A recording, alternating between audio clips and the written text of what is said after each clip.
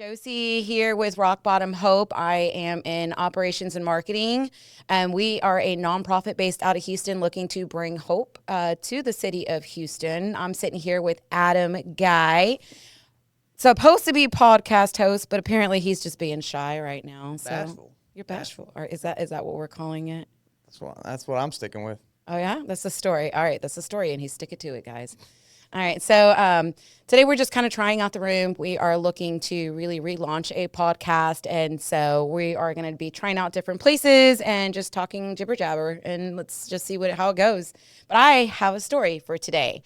So I have never really been connected to my family. My biological family wasn't ever really there, but I had a what do you call it? Breakthrough with my mom today. It was really, really cool. I usually avoid my mom when she's in town, just because she's always talking about nonsense, as most parents are, I think. But she reached out to me. I completely forgot. I had told her I was going to go see her yesterday. And so she messaged me while I was at Regent. And I was just like, oh my God, it was awful. I felt terrible. So I told her I was going to go by today. And I went by there. And actually, let's back up a little bit. Last night, I had a really weird dream that my mom and I had a conversation about all the stuff that happened with me as a kid. And apparently, it was just kind of preparing me for today because we had a conversation. And she broke down in tears and started the conversation with, like, there was no script. There was no how-to on how to be a parent. And I thought that I did my best, but I'm finding out that I failed y'all. And I'm sorry. Yeah. And I was just like, what? What's happening right now? I don't know. I don't know. I'm wondering if she had the same dream.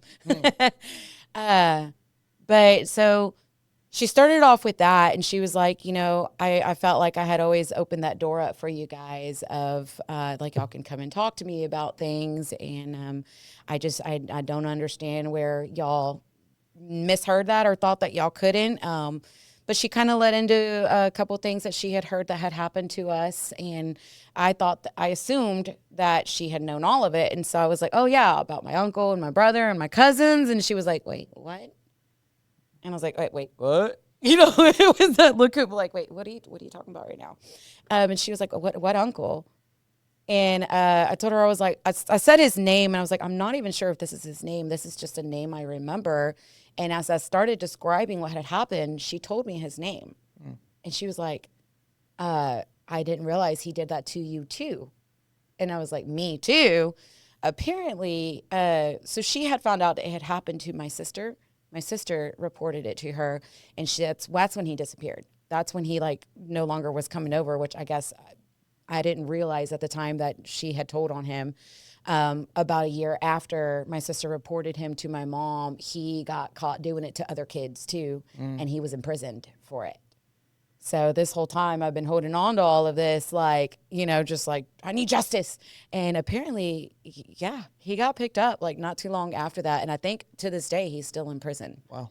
Yeah. So that was shocking in itself. But it led into more conversations. And we started talking about my drug addiction and how she was like, that's actually how some of this conversations was really getting deeper and deeper. Because I told her, I was like, Mom, I didn't know that I could talk to you.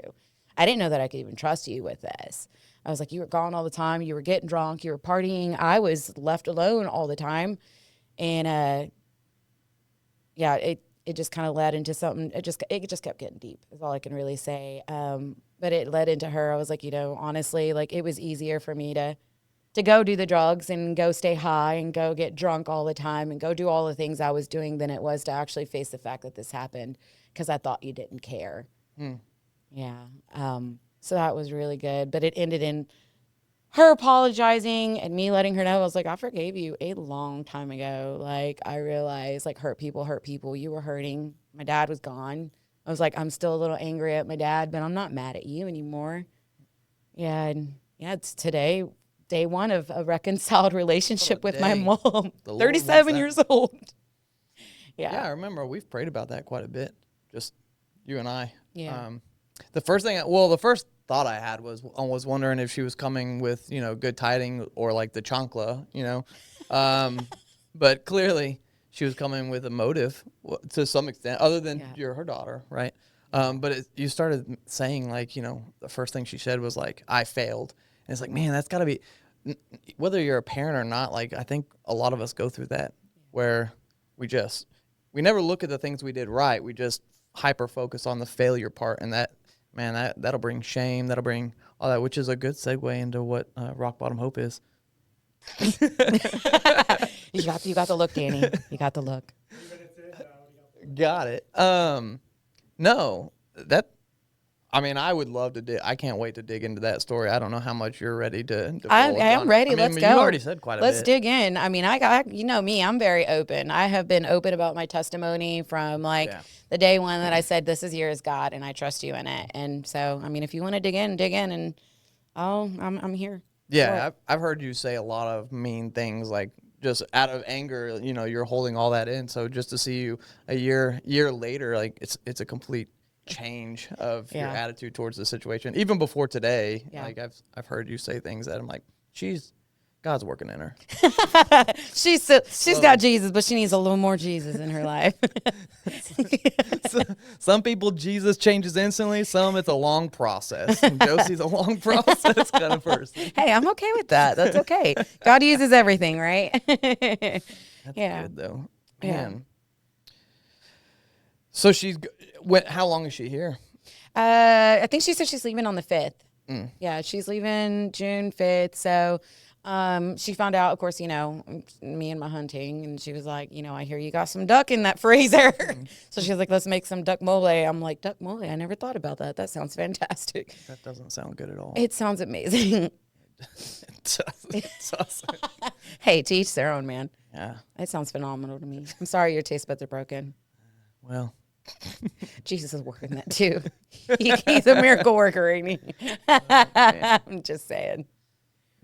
Yeah. You said you wanted to dig in. Well, I'm just trying to think of where to go with it. Yeah. So where do you see this?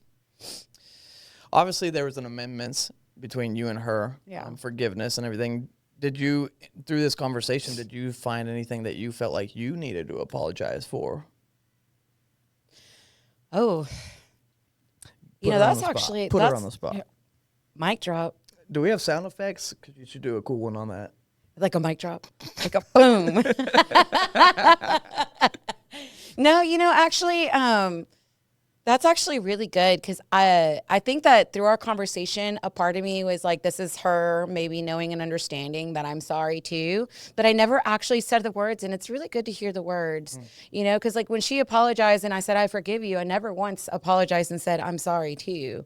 I think that's important. So it's probably going to be the next thing that I'm going to have to do is just like reach out to her and say, I'm sorry for my part too. I mean, I was young and I didn't know any better, but I know better now and it's never too late.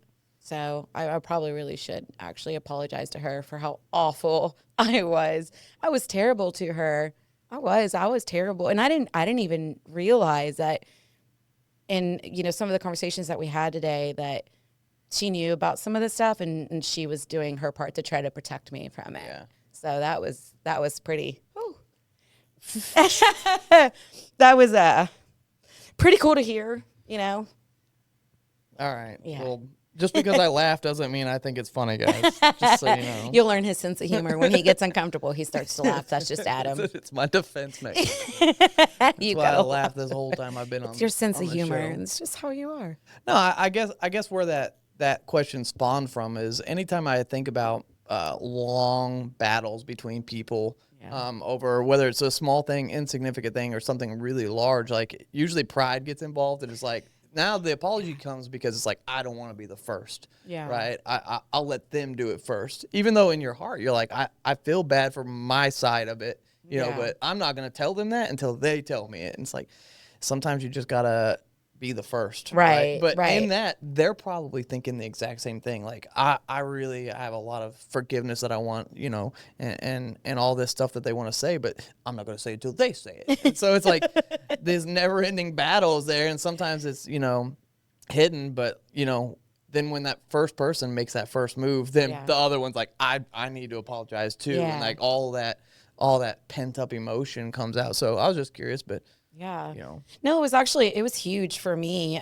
Just because like my mom in a different world would never have apologized or owned up to it. So, of course, for the longest time, I was like, I can't talk to her about this stuff. Like, she defended my brother who did some terrible things too, and she just refused to believe it. And so, having a conversation today that was completely 180 from before is just it was insane. It almost felt like that little girl that has been angry and just like holding her arms like this, like, no, like, I refuse, like, no one can change, like, just kind of like broke loose and was just kind of like, okay, all right, like, no, people, this is good, like, it just felt like a confused little girl thinking, okay, I think my mom's here, like, I think I actually have a mom again.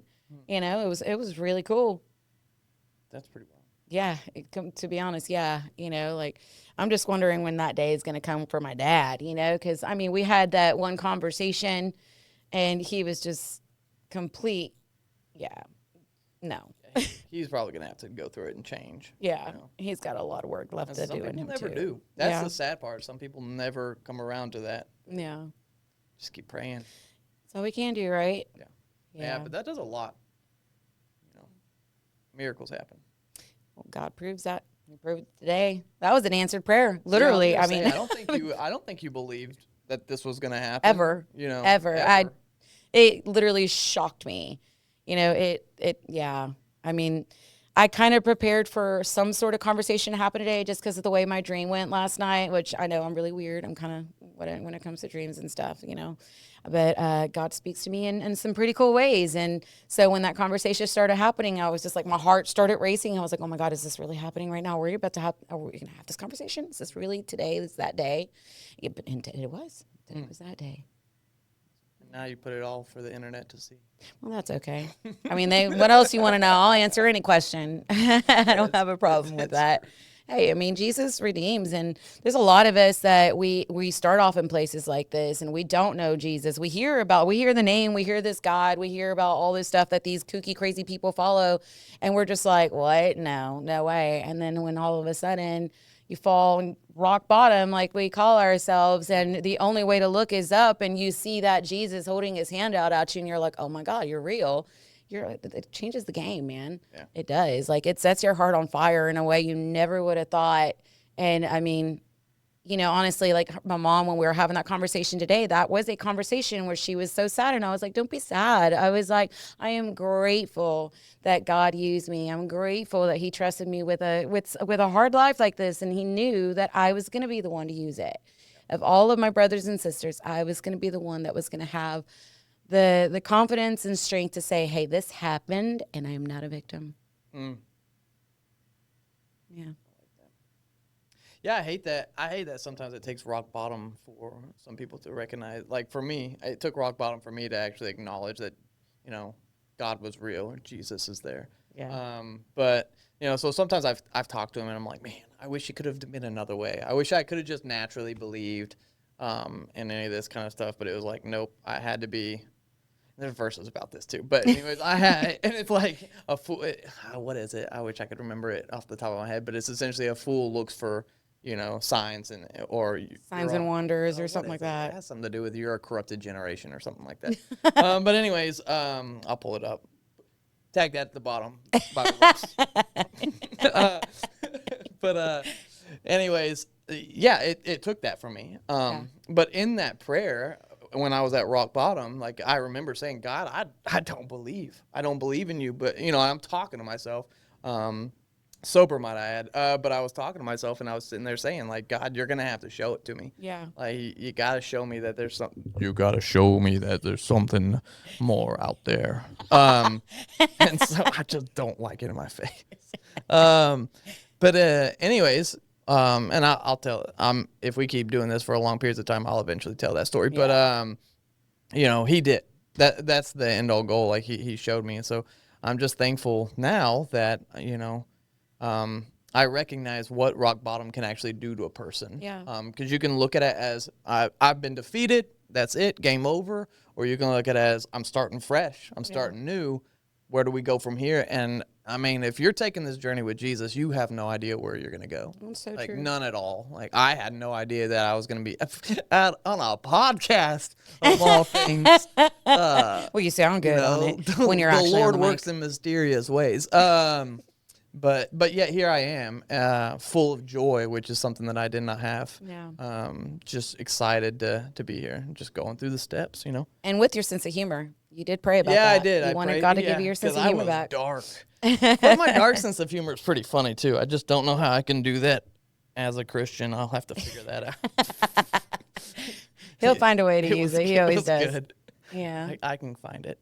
But it's one thing that I think about because like we have a couple girls in our community group that have mentioned that like even them they don't have a testimony of like I hit a rock bottom. For them, they grew up in that Christian life that you said that sometimes you wish you could go back to, and they struggle to believe because they didn't they didn't get to witness a rock bottom or miracles that could happen. Oh my God. I thought I turned that We got off. our first caller. Stay tuned. No, but it's crazy to see how we've gotten to witness both sides. People who have hit a rock bottom and they were low, and then people who have literally known Christ all their life, and because they've never gotten to witness what they consider a miracle like that, they struggle with unbelief. Oh yeah. And so I don't know if I had to choose between the two. I don't know. I think I'd keep my story. Yeah. Oh, I would too. Oh, absolutely. Because I see how it shaped me. So it's like, Yeah. if you get to a point where you're comfortable and confident in who you are, it's like, how can you go back and be like, I wish I could change all this? It's like, but then you won't be who you are now. So. Yeah. And when I've seen the way the Lord's been working in you, like all those kids, they look up to you. You're fun. Your sense of humor is, I don't even know. I'm not a funny person. I'm just like, I couldn't even do that. But I mean, the kids love you in foster care. Like they take to you so well. Yeah. I mean, yeah, I feel like he built you exactly the way that he did because he knew that he was going to lead you exactly where you're at right now. Those kids need that kind of sense of humor, and even people who have been going through stuff that we have gone through and they're currently going through it now. It's nice to hear from someone that there is, a light at the end of the tunnel and like things can look different. Well said, Josie. Well said. Thank you. Is this where we awkwardly look at the camera now? No, he's doing sound effects. I know that like when we go back and watch this, it's just there's gonna be cool stuff in the background and I'm scared. There we go. That's the sound effect we wanted. That's the one. Thank you. He just constantly keeps playing the like. Like, yeah, I get it. Back to the mic drop. I'm working with it. That's right. That's right. Let's talk about rock bottom hope. What you want to say? I don't know. All right, come on. There it is. Yeah, Danny Looney. Get it. Danny Looney in the house, guys. So I'm Danny Childress with Rock Bottom Hope. And, I had such a great segue because Adam said, let's talk about Rock Bottom Hope. Not awkward at all. That's what I do all day, every day. So here we are. Yeah. Josie, first of all, I want to say that you're doing a fantastic job. You've done a fantastic job over the last 3 years waiting to be involved. And now you've done a fantastic job over the last 3 weeks being involved. And God is just doing so much. But I wanted to bounce back to your story for a moment because as you and Adam were talking, I was remembering and thinking about the fact that, you can have a rock bottom experience, but that may not be the only rock bottom experience you have. Right. For myself, I had rock bottom and then I got clean and sober. And in my mind, when I got, through rehab, I thought, this is it. Like, I am good to go. God's going to open the floodgates of heaven and everything's going to be awesome. And then life just continued to fall apart. Yeah. Over and over and over again. You get married and things are going good, and then you start having miscarriages, and you don't understand that, and you're losing babies. You're mourning and grieving the loss of your children. Going through an adoption with our youngest child. Things are just not always easy, and you have different types of rock bottom. And as you know, with myself over the last few years, going through horrible 2.5, almost 3 years of depression and anxiety to a place where I couldn't even speak. I mean, I couldn't, it was hard to even meet one-on-one, let alone get up and speak in front of people. And I think it's such a good reminder for people that follow Rock Bottom Hope is that rock bottom can sneak up on you. And all of a sudden you can find yourself at that moment, at that place of desperation and wondering, how do I get out of this? Right. How do I go up from here? How do I build my life back up? And, you know, that kind of leads me into Rock Bottom Hope. The whole point of Rock Bottom Hope is exactly what it sounds like. It's bringing hope to rock bottom. It's helping people understand that rock bottom is actually the best place to be, because that's exactly where, you know, this podcast being called View from the Bottom, it's like redefining what it means to be at rock bottom. Like you said, you wouldn't change your story. I mean, go a little bit more into that. Like, what does rock bottom mean to you now? Well, it's life change. It's perspective change. You know, I mean, it's the little things. It's humility. I should have been dead. You know, when I think about everything that I've experienced and other people who've experienced the same thing, I see them out there. A good friend of mine actually is one of prime examples, out there homeless on the streets, addicted to crack, begging in and out of prison because they're prostituting themselves and doing whatever they can to get their next fix, their next high. And so for me, it's just, I'm grateful, you know. When I'm driving, prime example, I was driving with Adam not too long ago. We were headed to, I can't even remember where we were actually headed to, but I was driving under an underpass and I seen a homeless person on the road right there, and I couldn't stop crying because I was like, God saved me from that. You know, I shouldn't have my own place. I shouldn't be able to get a job. The fact that I'm even alive, I remember telling myself that I wasn't going to live past the age of 23 because I was either going to have already overdosed or killed myself. You know, one or the other was going to happen. It was just inevitable. And to say that I even made it to 18 and I got sober and here I am and I'm able to do life, you know, with other, you know, brothers and sisters in Christ and speak into kids in foster care and you know, kids were adults in recovery and say, hey, like, you're not alone. You know, like, there are other people who have been struggling with the same things that you're struggling with, yet you may have a unique story, but everyone else around you has also struggled with something very similar to that, and there is hope. There is light. I think it's such a good reminder that, you know, when you connect with someone at Rock Bottom Hope, you are connecting with somebody that understands their story and understands rock bottom. And it may not be the same as the person calling the Hope line or messaging our Facebook. It may be different, but we understand desperation. We understand being at that place of thinking that there's no hope. We're completely hopeless. We think that there's no life left to live. You know, I just had a conversation with someone recently, actually just via email, because they emailed our website.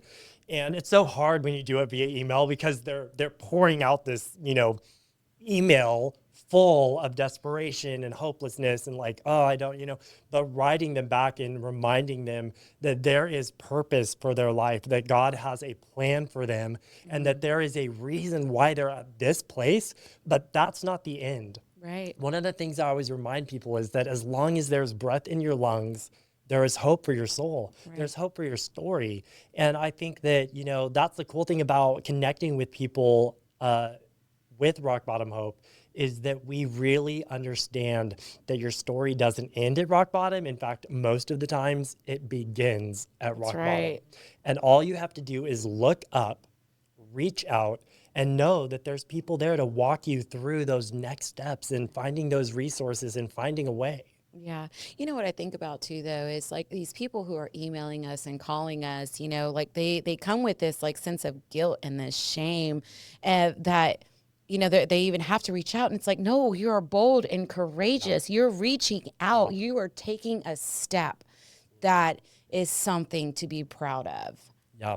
It's amazing how the enemy can lie to us. Recently, you know, when I called you yesterday, I was on a crisis call as we were texting and all of that. And I'm like doing this multitasking, which, you know, I'm really good at, right? Oh, yeah. I'm so good phenomenal. You're great. Oh, yeah. Yeah, keep doing that. Yeah, keep doing that. Everybody's like, stop doing it. I mean, you're really bad at it.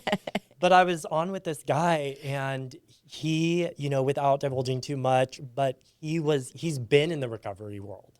He knows all of the steps to take. He knows what to do. And yet when you get to that place of brokenness, the shame and the guilt comes in because now you have to reach out to the people you've been working with, Right. the people that you were helping, the people that, and the enemy is so good at he's terrible. Let's not say he's good at anything, but the enemy does this. He wants to get us caught up so far in our shame and guilt that we're unwilling to reach out for help. And the very first thing that I said to this guy, because you could just hear the humiliation in his voice, I'm like, let's change it from humiliation to humility. I said, the best thing that you could have done was to reach out and say, I need help. Yeah. Even though technically he knows the next steps, he needed somebody to walk with him and to tell him, you can do it. It's okay. Right. Your relapse isn't the end. Your relapse is the beginning. None of us are going to be perfect, right? We may not relapse on our original drug or our drug of choice, but none of us are perfect. That's right. And we live in a fallen world, and we will sin. We will make bad choices, and we have to then pick ourselves up, reach out to community and say, what do I do from here on out? That's right. And that's what Rock Bottom Hope is all about. I'm so grateful for you, for Adam, for your willingness to be so vulnerable and transparent. And I want you to know that if you're listening today, that, that's exactly what Rock Bottom Hope is about. It's about you.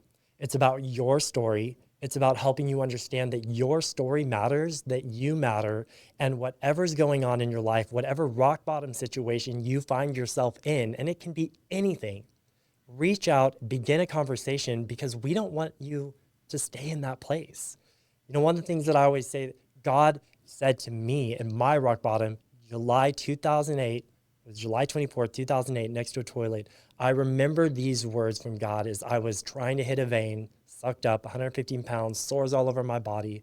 God said, I'm faithful to meet you where you're at, but I'm just as faithful not to leave you there. And that's why we do what we do with Rock Bottom Hope. We meet you where you're at, but we don't leave you there. And we want to walk with you and bridge the gap between rock bottom and next steps. And I want you to know that there is hope for you. Yeah. Thank you so much for joining us and hanging out with us today. A view from the bottom. Thank you, Josie. You're rocking it out. We appreciate you. We love you. Follow us on all the things. And we look forward to talking with you next time. Yeah.